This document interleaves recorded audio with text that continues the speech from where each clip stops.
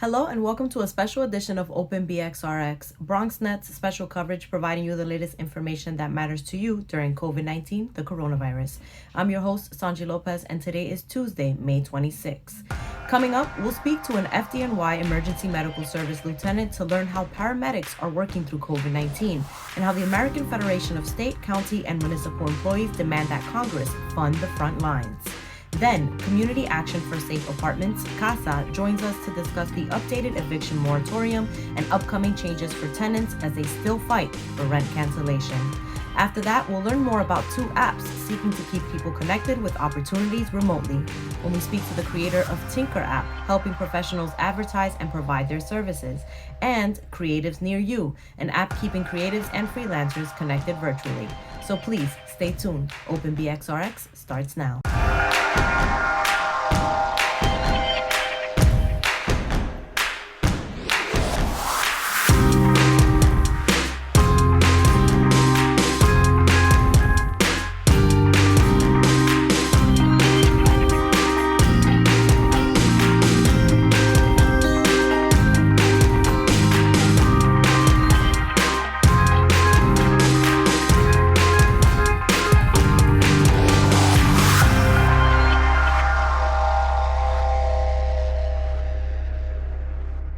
Welcome to Open BXRX on BronxNet. I'm your host, Sonyi Lopez, inviting you to get social with us at BronxNet TV on Instagram and Twitter and BronxNet Community Television on Facebook. Also, if you're watching us on cable, you can continue to stay up to date with our on-screen social media feeds, providing the latest COVID-19 community updates and important headlines. Emergency medical service is one of the most dangerous professions in the country. And through COVID-19, EMS, 911, and other public safety professionals have played a vital role in the response of this pandemic. Now more than ever, EMS workers and the American Federation of State, County, and Municipal Employees are demanding that Congress fund the front lines. Joining us now to discuss is Vincent Variale, FDNY EMS Lieutenant and member of AFSCME. Thank you for joining. Thank you for having me. Of course. I wanted to get straight into it. I learned from listening to one of your previous interviews that you had COVID-19 and you battled with it and beat it. How are you feeling today, and have you returned back to work? I'm much better, thank you. Yes, I had COVID-19 early on, March 19th to be exact. It took, I'd say it was over. The worst part of it was over within a week. But it took about almost 3 weeks to fully recover until the cough completely went away and everything was 100%. And now you're back to work as an FDNY lieutenant in the EMS? Yes, I'm an EMS lieutenant for the New York City Fire Department. I'm also currently the president of the EMS lieutenants and captains for the New York City Fire Department. So I don't do as much street work as I used to, but I go and meet with the members at stations and address all issues that pertain to EMS. Right. And can we talk about the day in the life of an EMS worker, especially during COVID-19? What is that? Are there particular protocols when EMS gets a call for someone with coronavirus symptoms? Please share if you can. Sure. So prior to the crisis, the COVID-19 crisis, we averaged about 4,000 emergencies or calls a day. During the crisis, the call volume almost doubled. We went as high to 7,400. What really hurt us or impacted us was EMS was significantly understaffed prior to the crisis. During the crisis, not only we were experiencing a high call volume, but we had about 24% of the workforce was out sick, most from COVID-19. So our members were really hustling between job to job and answering a lot of calls. There was, with the correlation was obviously with the COVID-19 of the increase in call volume, many calls. Some calls we went to, the people on the phone would say that we had COVID-19 or the coronavirus, and that's why they called, because they were sick. But many times they wouldn't say that. They were just experiencing other problems like heart, chest pain, or difficulty breathing.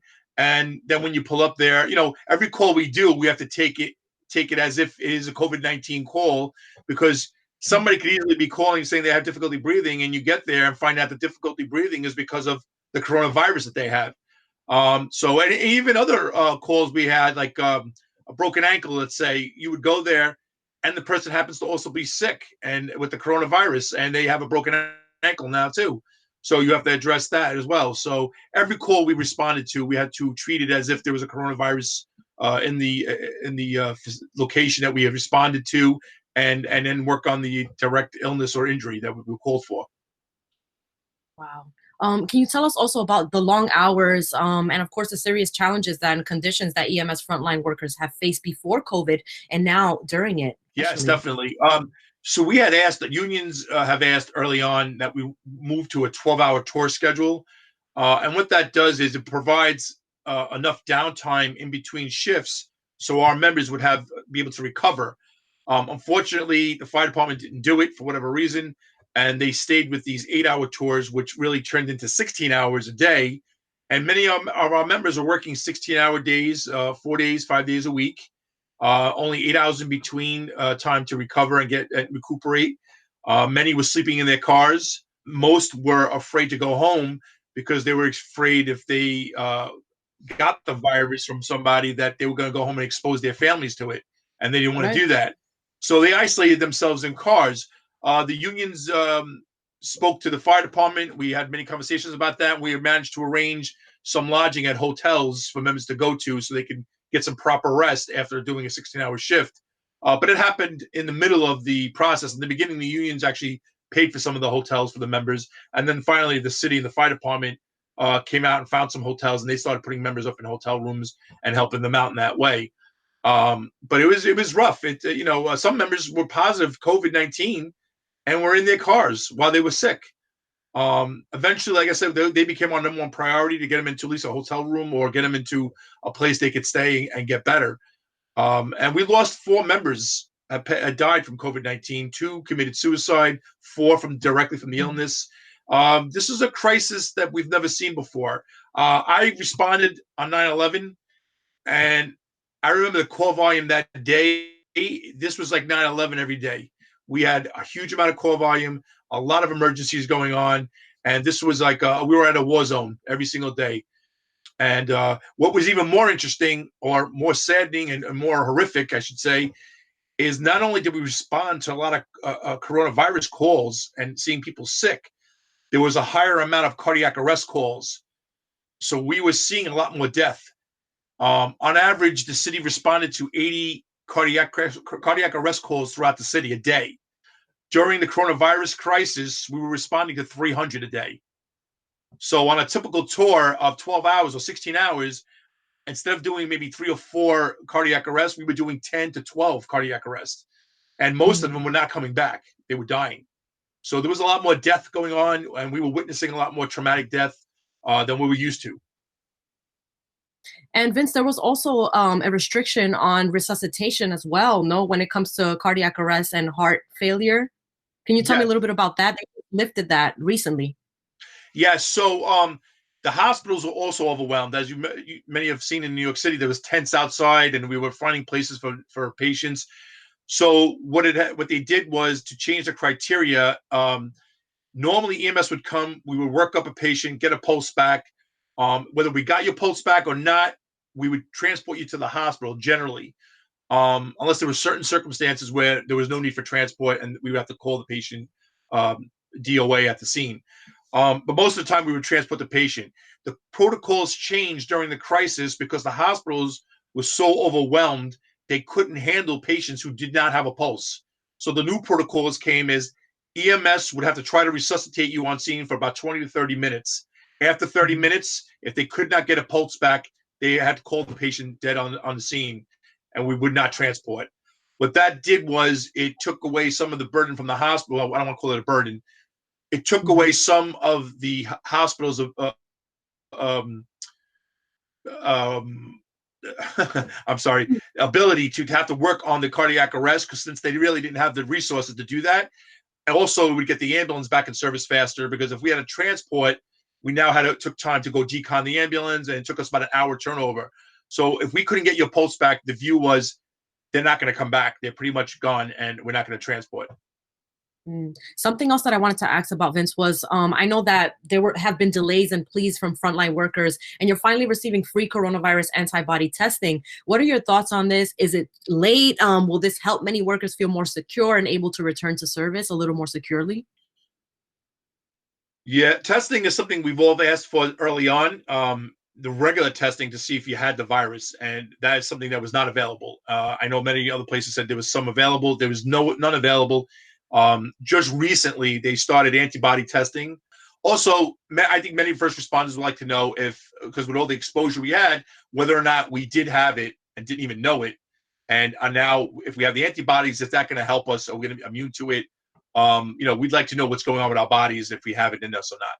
Right. And now, just getting straight into discussing the system, as a union president and member of the American Federation of State, County, and Municipal Employees, what is the AFSME demanding when they ask for Congress to fund the front lines now? And why do you feel this hasn't happened yet, especially during a COVID-19 pandemic? I think there's a lot of politics being played. I know AFSME has been active in lobbying for in Congress and in the state to get to hazard pay for frontline and first responders. They've been active in getting line of duty death recognized for EMS and other essential workers, so that their sacrifices are not that they made, the ultimate sacrifice will not be in vain, that their families will be taken care of. There's a big difference in pay and benefits when it comes to a line of duty death compared to a regular death. Line of duty death generally provides more benefits for the families that they need, and I think that's deserving and needed for these families who is their first responders and essential workers sacrifice their life to help and save others. That would make absolute sense, I think, during this time, especially, and even before. I mean, the FDNY and EMS frontline workers have been, vying and fighting and pleading for rights. And I've heard also about some EMS workers not having health insurance on the front lines as well.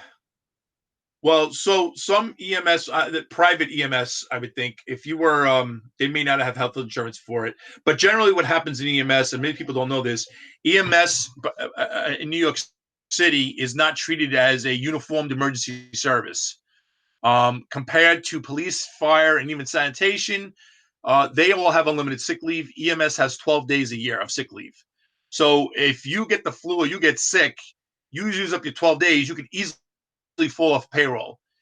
The bad part about falling off payroll is not only do you lose your pay, but your medical insurance is tied into that. So you can easily fall off payroll and lose your medical insurance. Fortunately, during the coronavirus period, the city did not, if we became ill and it was coronavirus related, they did not use your sick leave. They allowed what they called excuse time, and they gave you generally 7 to 12 days of excuse time for related to the COVID-19 virus.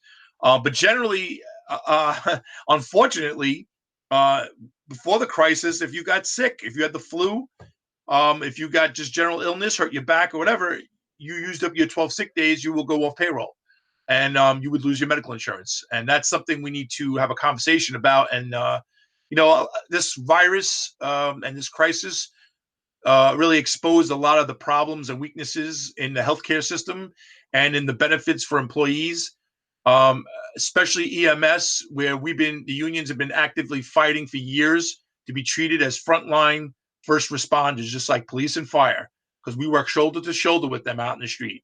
And we should get unlimited sick leave like them, and we should get the same benefits equal to them. We're not asking for anything extra. We're just asking for equal treatment with other first responders. And these are conversations we need to have, and it is actions that we need to take to make sure this happens in the future. Right. I personally think, the claps are great for essential workers, but they need more justice. They need more help. They need just at a federal level, just more assistance when it comes to these things. You're exposing yourselves every single day in the front line. So, I mean, Vincent, thank you so much for your time today. We really appreciate it. One final thing, just for any EMS workers out there who are seeking assistance or need help or resources, where can they go to find out more information about the union or AFSCME? Yeah, great question. I do want to mention this. For anybody who wants to donate, or any EMTs or paramedics who need assistance, we created a fund called the EMS FDNY Help Fund. Anybody in the city who wants to donate money to that fund, we've been helping a lot of members get hotel rooms when they need it. We've been giving them food after working 16 hours. We make sure there's food provided for them. Any EMTs or paramedics who need help can go to that fund. and we provide them with financial assistance and help them get what they need. So I would appreciate anybody who can help us out there. Thank you so much, Vincent. You can visit the link below for that FDNY EMS fund. As soon as we get the link, we'll place it on the graphic right below. Terrific. Thank you. Thank you so much for your time.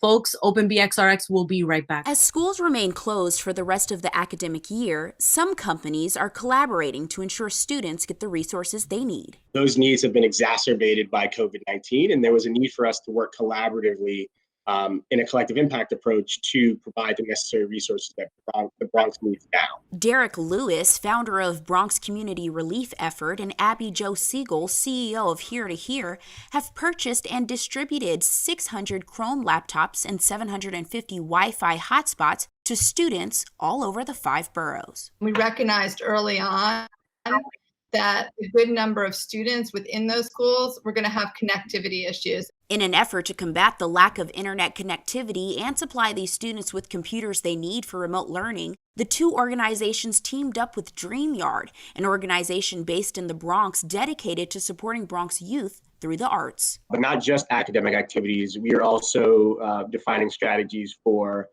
virtual internship opportunities. Both Here to Here and the Bronx Community Relief Effort are making sure that there will be virtual internship and paid employment opportunities for youth this summer. If you or someone you know is interested, reach out to them on their websites below. Reporting for BronxNet, Darissa White. Welcome back to Open BXRx. According to the U.S. Bureau of Labor Statistics, 23 million Americans are out of work, leaving many without the ability to cover their bills and necessities. While moratoriums on evictions and foreclosures during the COVID-19 pandemic provide initial relief, the question of how to pay back rent continues to be a cause for concern. Joining us now to discuss is Haydee Villanueva of Community Action for Safe Apartments. Haydee, thank you for joining us today. Thank you for having me. The first thing, of course, that I want to start off with is a question on a lot of people's minds. Even though the eviction moratorium was upgraded, or it happened last a couple of weeks ago, I kind of want to understand what an eviction moratorium is and what will happen after it's lifted on June 20th. Great question. So, an eviction moratorium is like a temporary stop to evictions. The moratorium ordered by Governor Cuomo in March was a universal moratorium for all commercial and residential tenants in all types of court cases. So essentially like a full, complete stop to evictions. Mm-hmm. Governor Cuomo announced that he was extending the New York's eviction moratorium from June 20th to August 20th.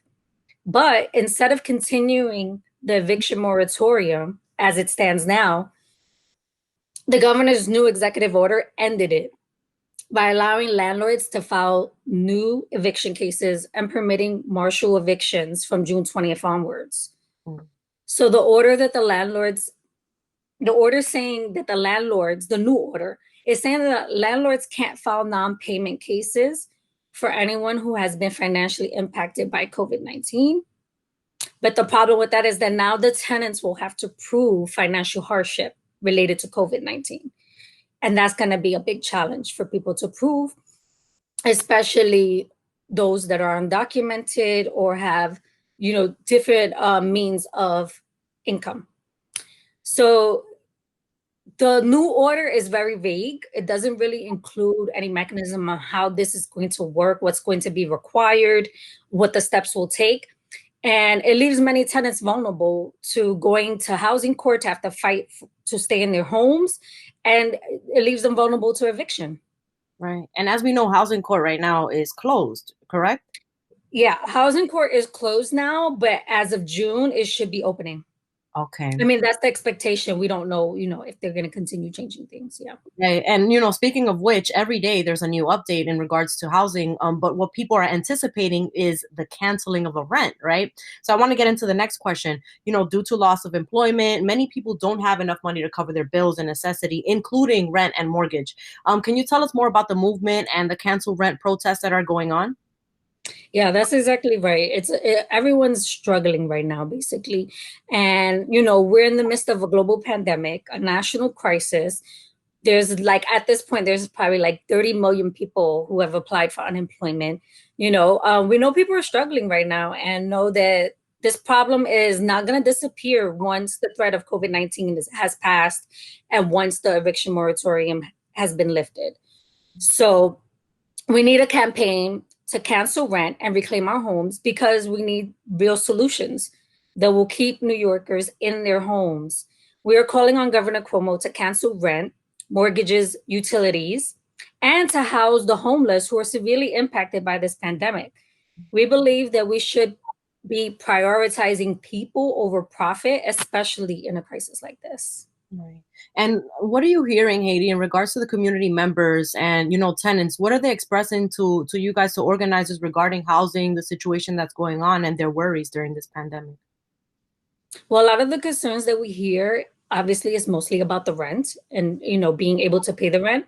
Like you mentioned earlier, people don't have enough money and many have no choice but to not pay rent. Like, it's not even an option for them. They have to decide, is money going to rent, to food, to care, to health, So they're dealing and juggling a lot right now. And tenants are scared that they're not going to be able to have the rent canceled, which means that in the end, they're going to be stuck with owing thousands of dollars after this is over. And there's no way they're going to be able to pay that back. And it's just terrifying to think that you will potentially have to go to court and lose your home after suffering through this whole crisis and inconvenience that everyone's going through. So, yeah, a lot of it is the rent. There's an argument that property owners and banks have bills to pay as well. And, to the argument that there's no ability for governments to cover the cost of these cancellations, what is your response to that? That's always funny when the landlords say stuff like that. It's like, okay, so our campaign is calling for the cancellation of mortgages as well. So not just rent, but also mortgages. However, small landlords are often used as an excuse to not cancel rent, when in reality, most landlords are not small landlords. The typical rent-paying New Yorker has a landlord who owns about 21 properties in the city. So that's not a small landlord. So the debate here is not landlord versus tenants. It's basically big business versus people. And we care about the small landlords. So, we believe they also need relief, but that doesn't have to come at the expense of tenants who are millions more. And even before COVID, were already rent burdened. Got you. And I wanted to ask another question. I know that housing organizers have been advocating about many things regarding housing before COVID. What do you hope that will be implemented following this pandemic? And what kind of things were you advocating for way before all of this? Yeah. So the housing movement is large and diverse. It affects so many people. So there's many things we would like to see. For CASA specifically, we were fighting to expand the rent laws, which we had a high victory in June of 2019. And we were fighting to expand right to counsel. So tenants have the right to a free legal representation if faced with eviction. We were fighting for justice in housing court so that the courts were a place of equity and accessibility for all tenants and not just landlords. And lastly, we were also fighting for just rent adjustments so that rent stabilized tenants are getting fair rents and not massive increases through the RGB process. All the principles around accessibility, justice, anti-displacement continue to be true for us during COVID and obviously continuing after it. Right. And speaking of which, the RGB is still currently meeting. The Rent Guidelines Board, for those who are not aware what the RGB is still meeting through the pandemic. What are your thoughts in that regard? And do you feel like there is accessibility in these meetings that are happening virtually? Actually, we've been fighting against that because there's not really any accessibility. It's been a struggle. Our main issue is language justice, which CASA really values.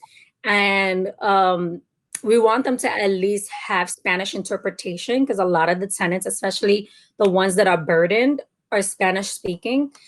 And, they're not seeing that as a priority or necessity right now. So this is like something that we are trying to work towards so that people have a full understanding of what they do and how it affects us. Right. So, just to let the public know, you have the right to attend these meetings and know what's going on in regards to, Exactly. decisions and And all. they're online. Yeah, now they're being done virtually. Yeah. So you Right. can. Can we just learn a little more about tenant rights right now and what tenants should know about these rights? For example, the inability to pay the rent if someone is feeling harassment from a landlord. Yeah. What are those rights? So right now, until June 20th, there's still the universal eviction moratorium, which is great, which means no one can be evicted for any reason, whether you paid rent or not, or had a previous eviction started on you. You have the right to a safe home, which means that your services and repairs should be addressed in your apartment or in your building. In fact, the housing courts are open for emergency repairs. So they're not dealing with evictions right now, but they will be dealing with emergency repairs. So they're open for that. You also have the right to organize and be in communication with your neighbors about how to address the issues that you may be facing in your building. And under no circumstance does your landlord have the right to harass you. So that is something that you can bring the landlord to court for if you feel you're being harassed. And if you have specific questions about your situation, you can call the legal service hotline. Their number is 917-661-4500. That's Monday through Friday from 9 to 5. Or the Housing Court Answers hotline, which is 212-962-4795. Again, Monday through Friday from 9 to 5. And if you want to get involved in the campaigns that we do and organize with us, you can contact Variale. Her number is 917-306-3320. And she's available Monday through Friday from 11 a.m. to 8 p.m. And you can also email her. And her email is y.perez@newsettlement.org. Thank you, Haydee, for all that information, all those resources for those who are interested and need this assistance right now. As we know, CASA also has upcoming events, you've had events and you've had workshops on how tenants can get in touch and learn about all these issues and what their rights are. How can people get in touch with CASA and stay up to date with all of these events that may be coming up soon? Yeah, so we just had our general membership meeting on May 20th. We do that once a month, so people are definitely welcome to join us for next month. And then we've been doing a lot of campaign work and tenant rights work and cooperating and coordinating with other action organizations for tenants. And if anyone wants to get involved, they definitely can go to our Facebook page. A lot of our events, we live stream on Facebook, so people can either watch it as it's happening or watch the recording afterwards. Our Facebook is facebook.com/CasaBronx. And again, you could also just call Variale to get more information. She can email, text you, or whatever method you prefer. And her number again is 917-306-3320. Got you. Thank you, Haydee. And just to be specific, just to be particular, CASA also has interpretation services for those meetings. You offer They do, right? So CASA always offers Spanish interpretation. We have a separate phone line that people can call in. We have the interpreter, and we make sure that the Spanish tenants are being heard, their questions are being answered. And actually, when we have our meetings in person, we actually offer dinner and we offer childcare as well. So that there's no excuse for people to attend, know their rights, and know what they could do to make changes for tenants and for our city. Yeah. You get it all in one, and it's all in community with people that you can trust and, people that understand what you are going through right now. So thank you so much for your time. Thank you. I'm glad to share this information. I hope that people find it helpful, and definitely reach out and check us out online. And hopefully we'll see you soon at some of our events. Yes, for sure. And folks, to stay up to date, again, you can attend virtual meetings to learn about your housing rights by following @CasaBronx on Instagram and New Settlement Apartments Community Action for Safe Apartments. That's a mouthful, but it's written right here on the bottom on Facebook. Open BXRx will be right back. Who's most at risk for coronavirus? People over 65, people with underlying medical conditions like heart disease, chronic lung disease, asthma, diabetes. people undergoing cancer treatment, and people with weakened immune systems. What should you do if you or a loved one is at higher risk? Avoid close contact with people, avoid crowds, stay home if you can, wash your hands frequently. Learn more ways to protect yourself and others at coronavirus.gov.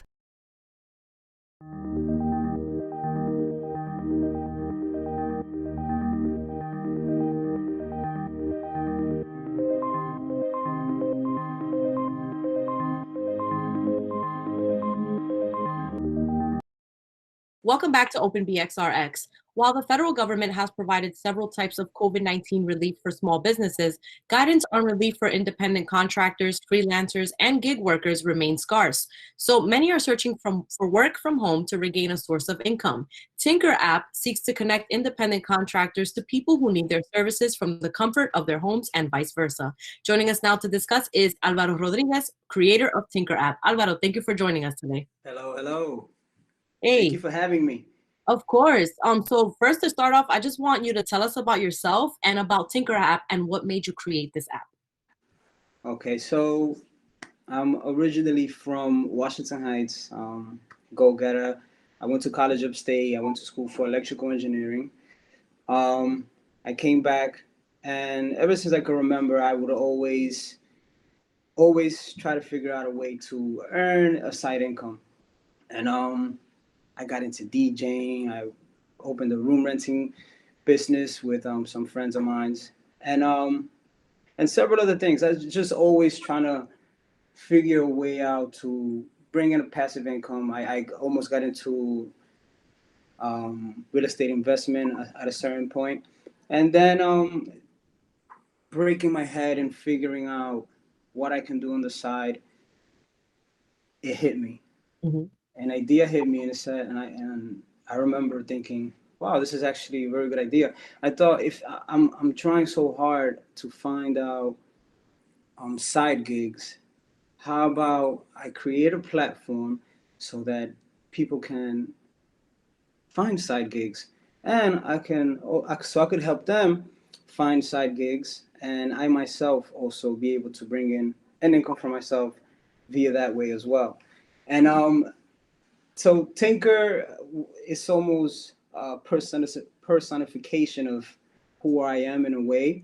It's a go-getter app. You create a profile, and you create your schedule, you create your services, and you go out there. People will hire you, set appointments with you, and you still gotta do the work. But it's a tool that it's gonna make your life much easier as a contractor. Service provider. Because a lot of times, like, it's word of mouth. You know, you learn that your cousin or maybe somebody else can like fix something, and then you call them and they might not be available, but Tinker app allows you to like schedule things. And how does it work? Just tell us a little bit about that and who it's for.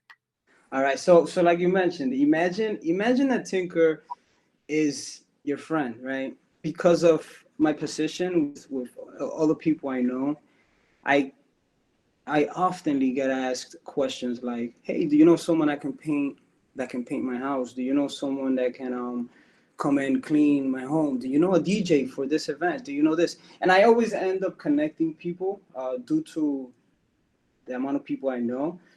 And Tinker is that friend that you would turn to, only that you won't be asking. You'll be logging in and finding that painter. You know, a lot of times you need a service. You go on Google, example, and you search that service, and you're going to find businesses. Well, now on the Tinker app, it's going to be, he has a skill set when it comes to painting. The other guy, you know, you want someone to mount a ceiling fan. You want a Tinker app and type install ceiling fan. Maybe the guy that lives 2 buildings down, you know, is able to do that work. And so it also creates a community of working people in an environment where also the own community is going to sustain itself and help each other out. You know, you hire your next door neighbor for, you know, come house clean, and you're not necessarily always turning to a business, which is not bad, by the way. Businesses are also, they're not excluded from the app, but it's more geared to individuals who have that skill set or want to provide that service as a self-contractor, as an individual, as a sole proprietor. And yeah. And let's talk about the challenges that these independent contractors are facing with finding gigs, especially during COVID-19. Can you tell us a little bit about that and how, you know, the app can help? Yeah, so it's complicated because you don't want to be near people due to COVID-19, and we got to really respect that distance that we need in order to help the situation get better. But there's ways to sort of help it. And example, right now, barbershops have been closed for a while. Nail salons, especially the beauty industry. They've had no work, and a lot of people in the beauty industry they work for themselves, and they rent a spot at a location, so they might have not perhaps been reporting, and they can't apply to um, unemployment. So now here on the Tinker app, by the way, during COVID, I've seen mostly beauticians. They've been the ones to been creating the most profiles on the Tinker app. We got barbers, car washes were closed. There's been a few car washes that created profiles, and it's mobile car washes that will go to your home and wash your vehicle right from the comfort of your home. The app is going to serve as a tool for them, to set the appointments where they won't be texting individuals back and forth. The app automatically disables that appointment set for you, so that if you already made one, you're able to collect payments through there. You're able to create your own services and add your own prices to the services that you want to include in your profile. And you're able to communicate and message back and forth through the app as well. I saw that you just posted on the Tinker app Instagram that you requested a service and you were able to get something. Can you just tell us about that as well? Like the the process for someone who wants some service, just like you. You're the creator of the app, but you use it also. Yeah. So I find that most people, it's hard. You got a new app, and this app is very involved because it has a lot of different phases to it. So some people are going to struggle figuring it out, and so I want to, as the owner and the creator, I want to help people understand it and see the vision that I have with it. So right before this quarantine happened, we had to replace our boiler, and it was stuck in a very tight room, and they had to get rid of the tank, so they had to break the wall. So I figured, why don't I hire someone through the Tinker app and make it and create a video to help people see how I used it, and perhaps that'll help them and encourage them to use it so they can see the image that I see. So I posted a video. I showed the big hole in the wall from the closet that was turned down, and I got on the app.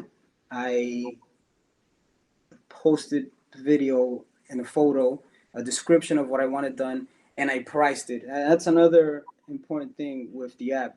You're able to price what you're posting for work. If you want to get this wall painted, and you think you could find someone to do for $100, then you say, I want this wall painted. It's 10 by 10. I'm paying $100. Now people are going to apply to that. So you're able to help yourself, keep yourself in a budget. So back to the story. I posted the work on the app, and Arturo, who's the guy who applied to it, it wasn't even a day on there, and Arturo applied. So Arturo had already worked with me. He constructed my bathroom, but I put him onto the app and I taught him how to use it. So he was able to, I guess he received a notification. He saw that I was there. He selected it, applied to it. I received a notification, say, hey, Arturo applied. Now, it was only one applicant, but the idea of the app of time, there will be a number of people, looking to do that work, 4 to 5 people, to say. You'll be able to go into those individuals' profiles, see their work, whatever work that they're exhibiting on their profile, see the reviews that other individuals are writing about them. The app sounds really, really great, and I want to put people on. So could you tell us where they can access it and find more info on it? I wish we had more time, but we got to wrap up. Yeah, so I have the website. It's My Tinker App at mytinkerapp.com. I also have a page on Instagram, Tinker App, and I also have one on Facebook. It's My Tinker App. And they can contact me through my personal profile. If you want to post it, they can always. I have the link everywhere. They can download the app. It's only for iPhone right now. But yeah. I was just gonna ask you. I'm an Android user, so are you seeking to develop it for Android soon, or are you still working on that? So I'm definitely going to. It's only a matter of time. I want to get I want to get the fire lit on the iPhone version, because it could be very costly. And as I'm still working my full-time job, my hard-earned money was that I was able to put all this together. So it's a whole complete different platform. So it'll be basically paying to reconstruct the app entirely. So, but it's definitely going to go on there. And I'm also going to have a website so that you don't necessarily need to have Android or iPhone. You can just go online. Oh, all right. And it's free to download the app? It's free to download. It's free to post. It's free to find contractors. The only point that there's a charge is when a service or a service provider or someone with a skill set, when they work a job and they get paid through the app, 10% goes to Tinker App. Got you. And all right. That's the least that any app, I think, charges. After Uber, TaskRabbit, they're all 15, 20, 25%. So if you earn $100 working via the Tinker App, $10 is going to go to the business and the remaining is yours. Got you. Thank you so much for your time today, Alvaro. Thank you so much for having me. It's a pleasure. Folks, whether you're looking for services at home or you're seeking work, Tinker is available for iPhone now. You can follow at Tinker App on Instagram and find it in the iPhone store. See, I'm playing myself because I'm an Android user. iPhone App Store. Yeah, you got it. iPhone App Store. You can stay connected at Tinker App again on Instagram. Open BXRx. We'll be right back. It began as an idea and quickly evolved into this, #Naming the Lost, a live online tribute to those who lost their lives to COVID-19. Haydee Herrera, 25 years old, the Bronx, New York. The hope here is to connect a grieving world with the death toll from the pandemic at over 300,000 globally, with over 90,000 here in the U.S., with the epicenter in New York, where counties like the Bronx suffered heavy losses. Derek Johnson, 35 years old, the Bronx, New York.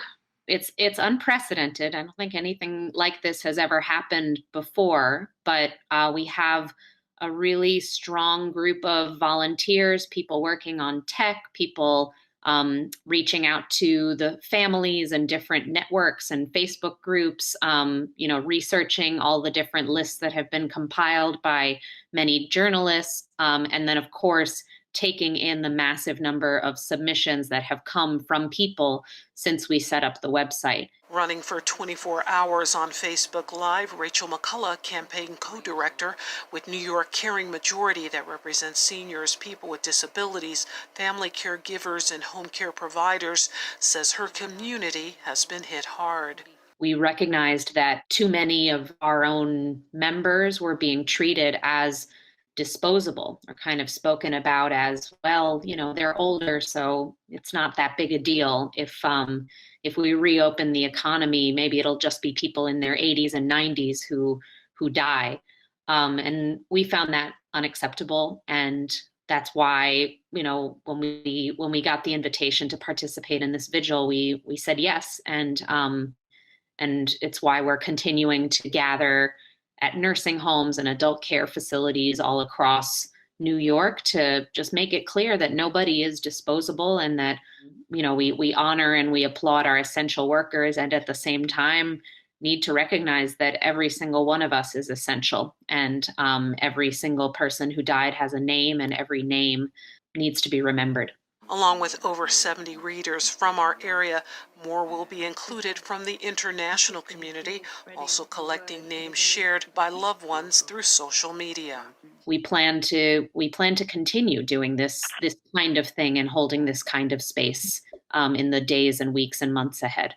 In addition to this, artists with Naming the Lost have built memorials in each borough, with the Bronx's location at Jacobi Medical Center.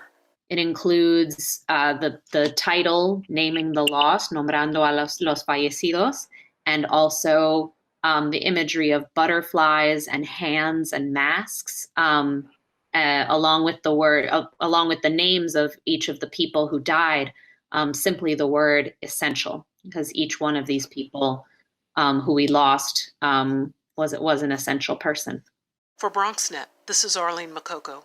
Welcome back to Open BXRx. Gigs and opportunities have been very limited for many creatives and freelancers due to social distancing and pause orders during COVID-19.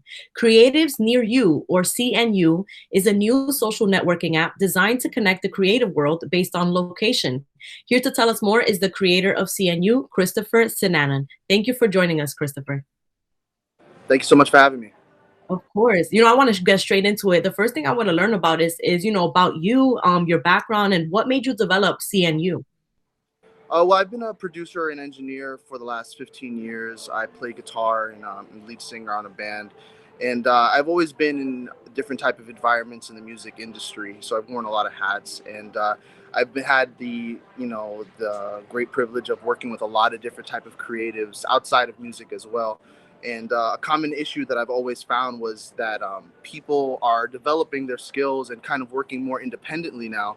And the problem seems to be that they just don't have a way to promote that new ability to work independently. And a lot of times people are within a very close proximity to each other, and they've never been able to really establish connection with people outside of their network. So I just saw that seemed to be a gap between us and them, and I felt like it needed to be created. Right. I think it's an awesome app. I remember meeting you back in February, I believe it was. Yeah, pretty much. At the BX Film 48 networking event. Shout out to BX Film 48. You've been planning to launch this app, and then COVID-19 hit. Your idea was always to keep creatives connected. How has the pandemic impacted or helped the app development, or getting the word out about this app? Well, I had a lot of great plans of how I wanted to promote it. I was very much focused on like universities and production schools, environments like that, where kids were about to graduate and start to seek those opportunities outside of their networks. And, so we had a lot of colleges and different places like that were set to let us come in and speak and talk to some of their students. And unfortunately, with the school closures and everything, that had to be stopped, at least temporarily. But, on the flip side of it, the benefit of it is that you start to really see how the creative community really adapts to these type of situations, and how people are still trying to create and still connect to people despite the type of disconnection that we're forced into right now. Right. So now let's just get straight into it. How does the app work? How does CNU work? And who can use it? All that good stuff. Well, creatives near you, it really is in the name. Any type of creative really is welcome to download it. It's me being a musician, I tend to have more musical connections, but it really is geared to photographers, filmmakers, makeup artists, actors, actresses, anyone that really creates or is within a creative field of interest. And essentially how it works is you sign up for the app and you contribute some basic information like a username, and your location is a really big part of it.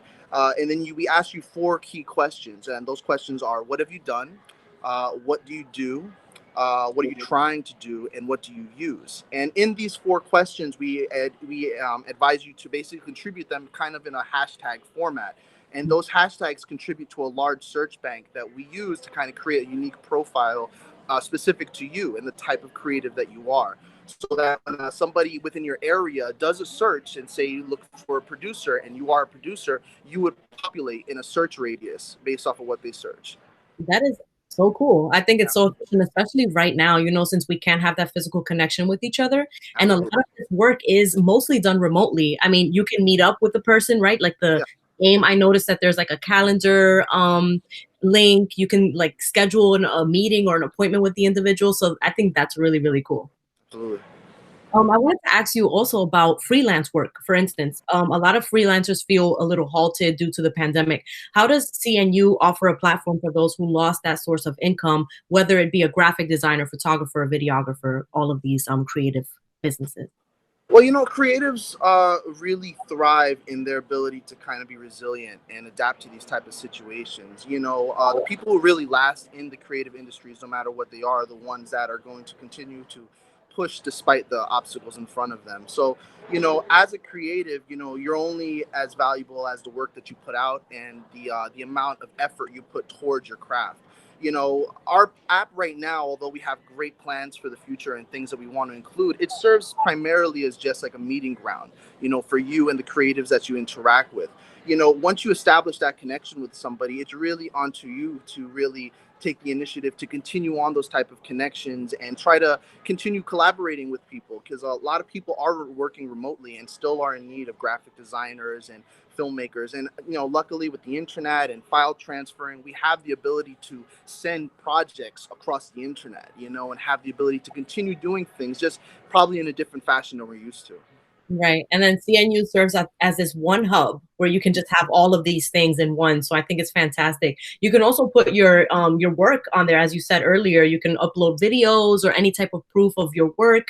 Can you also talk to us about that, about, the things that you can share on the app? Absolutely. We right now, you primarily are able to upload photography, any videos you have, and you could basically connect any type of links to any website, social media platforms that you're already a part of. And, and that just basically all in all just creates a unique package of who you are as a creative, the type of things that you do. Because we already have a lot of our work up. If you're a producer, you already have a SoundCloud, possibly. If you're a model, you have an Instagram. So, to be able to consolidate all those resources that you're already using to create one unique profile to promote to the world based off your location is really what we're trying to do. Right. And now for those creatives who are shy, because we know there are a lot of creatives who, are shy about putting their work out there, what kind of message would you send to them in regards to using CNU as an app, as a medium to connect with others? Well, I would just tell them that, never be discouraged from sharing the type of things that you create. A lot of this is really geared towards the people who are just getting started and, struggling to make those necessary connections. And, if you never try, you'll never get results. And I think that, we need people to continue to try to take risks and push the envelopes of what is being creative in a modern world. The tools are there for you. The resources are there for you to continue doing what you want to do. And, we need more creatives in the world, and we don't want people to be limited based off of resources. Now, Christopher, what are your hopes for creatives? What do you hope that they can get out of CNU? And also, what are your hopes post-COVID after all of this is over for creatives like yourself and others? I really hope that it just serves as that meeting ground, that resource that helps you find maybe the missing piece of the puzzle that you've been searching for. After COVID is done, life isn't going to go back to normal right away. And there's going to be a lot of hesitant people going to certain areas that we might have used to network and meet new people. So I hope that Canoe offers a more of a safer platform for you to still continue to expand and create networks that you might have been creating on your own outside in the environments. Thank you so much for your time today. Yes, thank you so much. I really appreciate it. Of course, thanks for sharing. And folks, as you heard it, Creatives Near You, or Canoe, is now available on iPhone and Android stores. Download the free app by typing in CNU. You can also follow Creatives Near You with the U as typed below on Instagram to keep up to date. That's all for our show today. Thank you for tuning in to BXRx. I'm your host, Sonyi Lopez, wishing you and your family safety and wellness now and always. Until next time.